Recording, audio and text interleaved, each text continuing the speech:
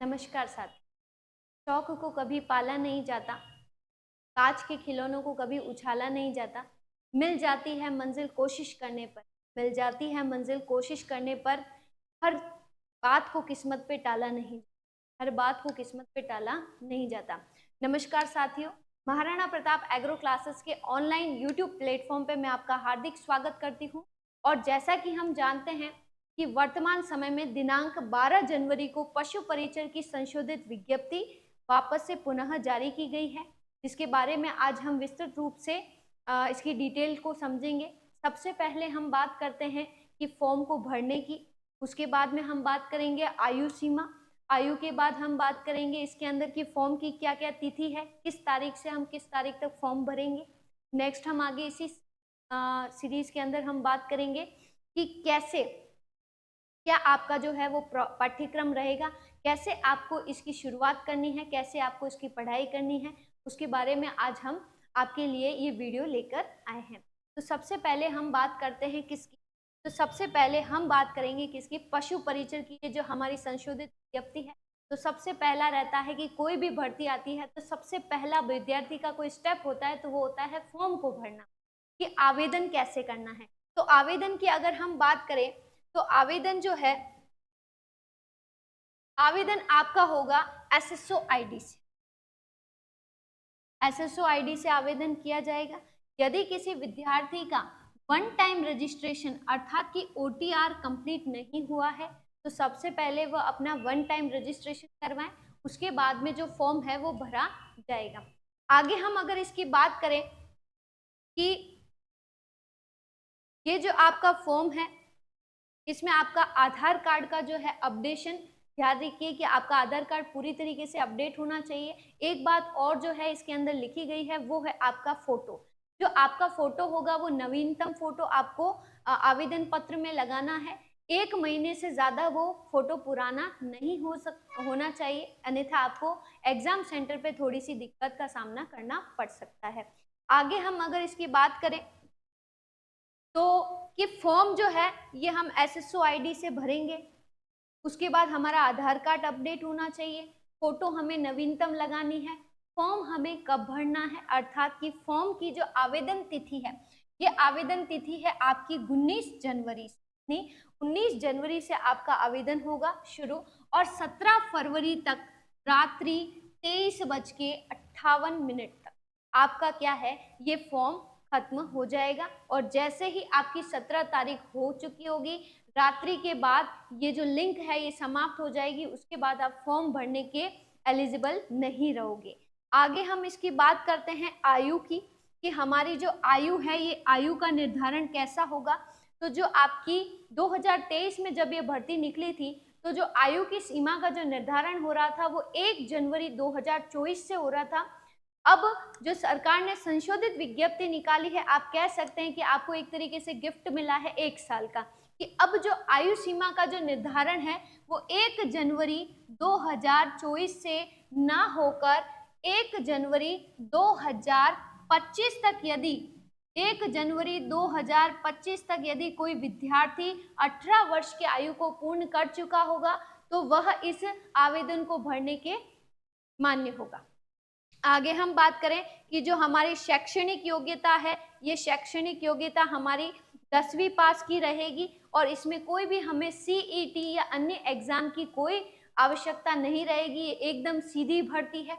आगे हम बात करें कि इस परीक्षा की जो तैयारी करनी है, अर्थात जो हमारा कह सकते हैं हम जो पाठ्यक्रम है, ये पाठ्यक्रम हमारा जो है पशु परिचर भर्ती का, ये हम विस्तृत पाठ्यक्रम के बारे में बात करेंगे। क्या क्या हमको टॉपिक्स पढ़ने हैं, कौन कौन से हमको सब्जेक्ट पढ़ने हैं, हमें कितना पढ़ना है, उसके बारे में हम बात कर लेते हैं। तो सबसे पहले बात करते हैं हम राजस्थान के भूगोल की।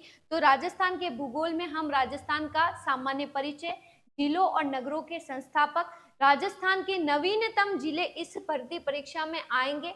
जो हमारे अभी नए जिले बने हैं उनकी भी आपको क्वेश्चंस जो हैं वो पूछे जाएंगे। उसके बाद में राजस्थान के प्रतीक चिन्ह, जो अभी नवीन जिले बने हैं, तो नवीन संभागों का भी निर्माण हुआ है, तो नवीनतम संभाग भी इसमें आएंगे। अक्षांश देशांतर रेखाएं, जिलों और नगरों के भौगोलिक उपमान, उपनाम, भौतिक प्रदेश, अपवाह तंत्र, नहर परियोजना, नदियों पे जो बांध बने हैं, उसके बाद जितनी भी हमारी जिले हैं, जलवायु, वन संपदा, कृषि, राजस्थान की मिट्टियां, खनिज, ऊर्जा संसाधन, पशु संपदा और परिवहन। ये सभी आपके टॉपिक्स हैं ज्योग्राफी के अंदर। राजस्थान की ज्योग्राफी आपकी है, ध्यान रखिएगा।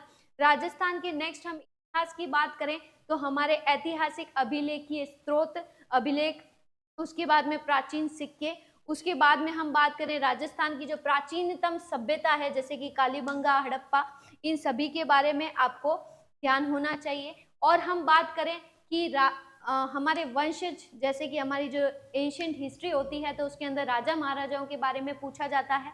तो आपको जो राजा महाराजा पूछने हैं, जैसे कि राजपूत युग कब से शुरू हुआ, उसकी उत्पत्ति क्या है, इसमें गुर्जर प्रतिहार वंश, चौहान वंश, बीकानेर के राठौड़, मेवाड़ का आपका गुहिल वंश है, आमेर का कछवा वंश है, मारवाड़ का राठौड़, बीकानेर का राठौड़, 1857 की क्रांति, स्वतंत्रता सेनानी, स्वतंत्रता आंदोलन के समय कौन कौन सी संस्थाएं जो हैं वो गठित हुई, जनजातीय आंदोलन, किसान आंदोलन, प्रजामंडल, मुख्य समाचार पत्र जो हमारी क्रांति के समय जो चालू हुए उनके बारे में, और लास्ट में है राजस्थान का हमारा एकीकरण।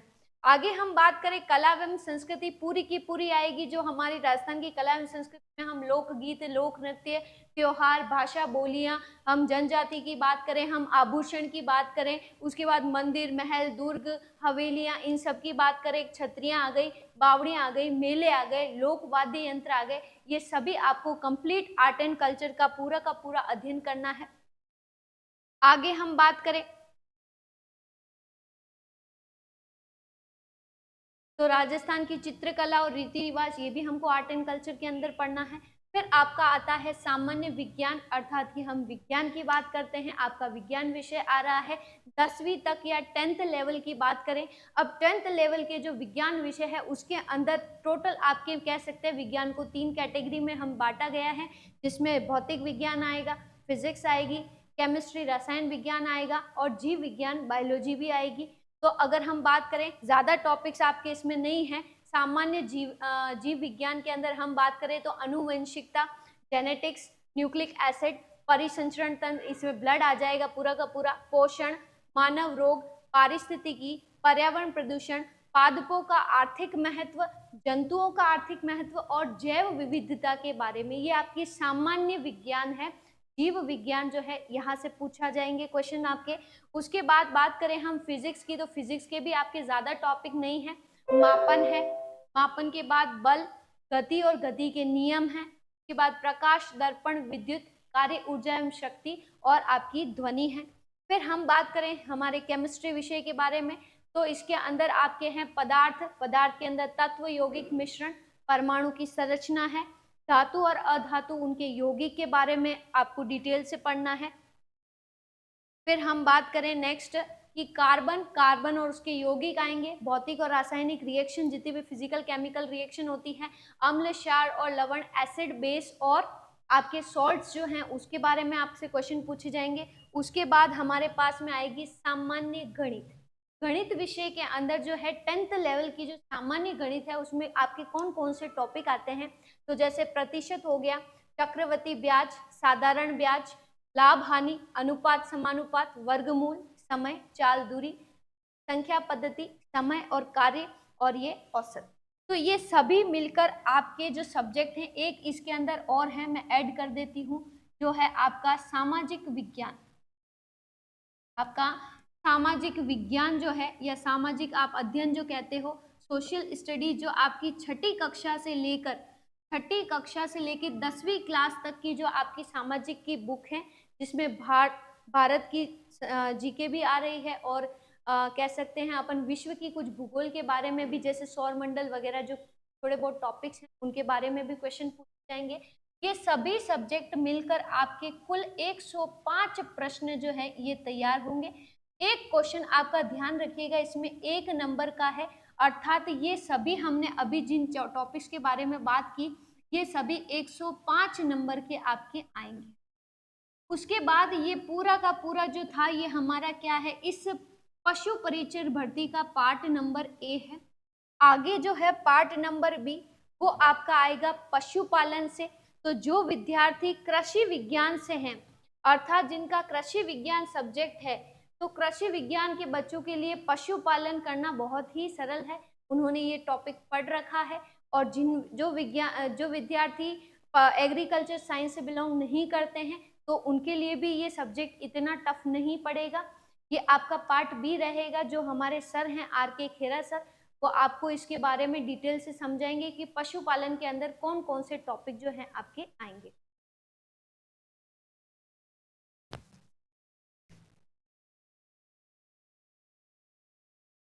तो नमस्कार दोस्तों, जैसा कि मैम ने आपको बताया था ए पार्ट के बारे में। ए पार्ट के अंदर कौन कौन सी सब्जेक्ट आएगी और कितने नंबर के आपके क्वेश्चन आएंगे, कितने क्वेश्चन आएंगे, उनकी माइनस मार्किंग क्या रहेगी, ये मैम ने आपको डिटेल में बताया है। फिर दूसरा जो पार्ट है पशुपालन विज्ञान। तो पशुपालन जो विज्ञान है, पशुपालन विज्ञान के अंदर कौन कौन से टॉपिक आपके आने वाले हैं। तो सबसे पहले पशुपालन का सामान्य ज्ञान के बारे में आपसे वो पूछेगा कि पशुपालन का सामान्य ज्ञान क्या क्या होता है। उसके बाद में महत्वपूर्ण परिभाषा क्या क्या होती है, यानी वंश की परिभाषा क्या होती है, नस्ल क्या होती है। उसके बाद में डॉगिंग की जो क्रिया होती है वो किसमें करते हैं, और रिज मेकर क्या होता है। ये जो सारी चीज होती हैं वो आपसे किसमें पूछेगा, महत्वपूर्ण परिभाषा के अंदर। फिर आपसे जो नेक्स्ट क्वेश्चन पूछेगा पशुगणना का, कि राजस्थान के अंदर पशुगणना कब हुई थी। तो राजस्थान में पशुगणना कब हुई थी, कब लास्ट पशुगणना कब हुई थी। तो आपको याद रखना है 20वीं पशुगणना लास्ट में हुई। तो ये चीज आपको याद रखना है। फिर अपन बात करेंगे नेक्स्ट जो टॉपिक है वो क्या है, जैविक अपशिष्टों का निर्धारण कैसे करते हैं, यानी जैविक अपशिष्टों का निर्धारण कैसे करते हैं। उसके बाद में जो टॉपिक दिया है, उसके बाद में आपका गाय का परिचय व नस्लें, यानी गाय का साइंटिफिक नेम क्या होता है, उसकी कितनी नस्लें हैं, कौन कौन सी नस्लें पाई जाती हैं और कितनी मान्यता प्राप्त नस्लें हैं, ये सारी किस्में आएंगी आपके, ये आपको याद रखने हैं। फिर उसके बाद में जो नेक्स्ट है वो है भैंस का परिचय। जिस प्रकार से गाय का परिचय पूछा है उसी प्रकार से आपसे पूछेगा भैंस का परिचय।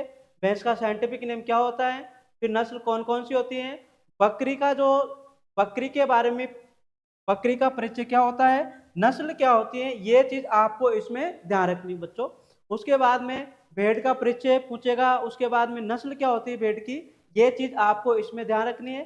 फिर पशुओं के चमड़े वे एवं हड्डियों का उपयोग क्या क्या होता है, उनके बारे में आपको डिटेल में याद रखना है। उसके बाद में ऊंट का परिचय वे नस्ल, यानी ऊंट का साइंटिफिक नेम क्या है, कौन कौन से ऊंट पाए जाते हैं, एक कुबड़ वाले और एक होता है दो कुबड़ वाले, और ऊंट की कौन कौन सी नस्लें हैं, ये चीज इसके अंदर आपको ध्यान रखनी है। नेक्स्ट जो है कुक्कुट का परिचय वे नस्लें, यानी मुर्गियों की नस्ल है, मुर्गियों का परिचय क्या होता है, साइंटिफिक नेम क्या होता है, कुल क्या होता है, गुणसूत्र कितने पाए जाते हैं, ये चीज आपसे इसके अंदर वो पूछेगा। उसके बाद में मुर्गियों का प्रबंधन कैसे किया जाता है, ये चीज इसके अंदर आपको ध्यान रखनी है। फिर नेक्स्ट जो टॉपिक है पशुओं में सींग रोधन, यानी पशुओं के अंदर सींग रोधन किस प्रकार से अपन कर सकते हैं, कौन कौन सी विधियां होती हैं, ये चीज इसके अंदर आपको याद रखनी। उसके बाद में नेक्स्ट जो है वो है पशु की आयु ज्ञात करना, यानी पशु की आयु किस प्रकार से ज्ञात करते हैं, ये चीज आपको इसमें याद रखनी। उसके बाद में पशुओं का वजन का निर्धारण करना है, यानी पशुओं के अंदर वजन का निर्धारण किस प्रकार से अपन किस सूत्र के माध्यम से उनके अंदर पशुओं का वजन का निर्धारण किया जाता है। नेक्स्ट जो है पशुपालन विज्ञान के अंदर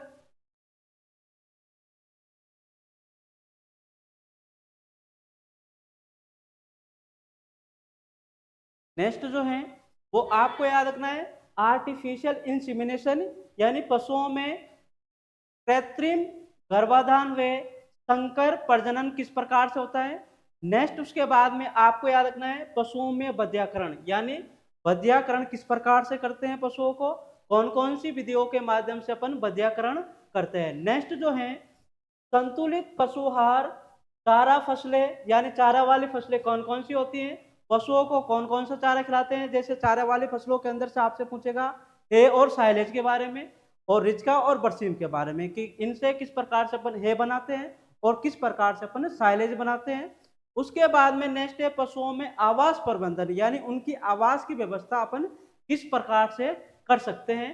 फिर पशुओं को चिन्हित करना, यानी पशुओं को चिन्हित करने का मतलब किस पशु को किस प्रकार से अपन चिन्हित कर सकते हैं, जैसे पेंटिंग लगाना या टैटूइंग बनाना, इस प्रकार से पशुओं को अपन चिन्हित कर सकते हैं। तो टैटूइंग से या फिर पेंटिंग से, या एक होती है ईयर नोचिंग, इस प्रकार से वो आपसे कुछ क्वेश्चन पूछेगा इसके अंदर। नेक्स्ट जो टॉपिक है वो स्वस्थ एवं बीमार पशुओं की पहचान किस प्रकार से अपन कर सकते हैं।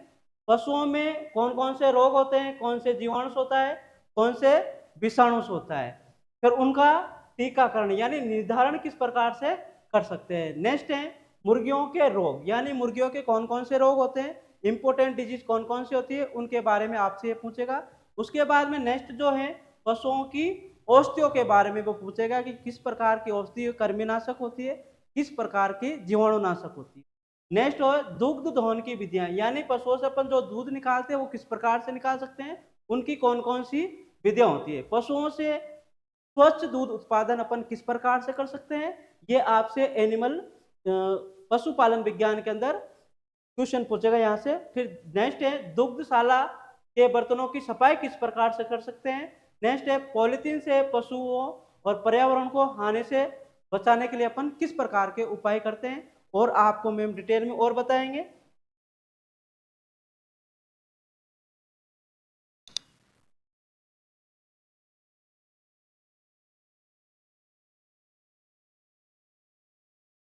बात सर, पशुपालन से रिलेटेड आपके कौन से टॉपिक्स जो हैं वो पूछे जाएंगे, उनके बारे में सर ने आपको बहुत ही डिटेल से समझाया कि आपके क्या टॉपिक्स। अब हमें जब सिलेबस पता हो चुका है, अब हमारी जो नेक्स्ट स्टेप रहती है कि हम तैयारी कैसे।